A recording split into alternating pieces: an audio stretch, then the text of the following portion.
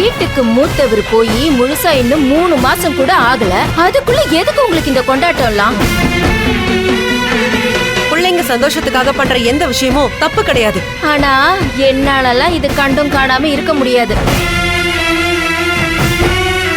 யாரு என்ன சொன்னாலும் நாம இன்னைக்கு விநாயகர் சதுர்த்தி கொண்டாடுறோம். எப்படிமா?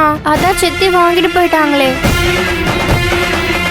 வினோதினி நாளை பகல் 1 மணிக்கு உங்கள் சன் டிவியில்.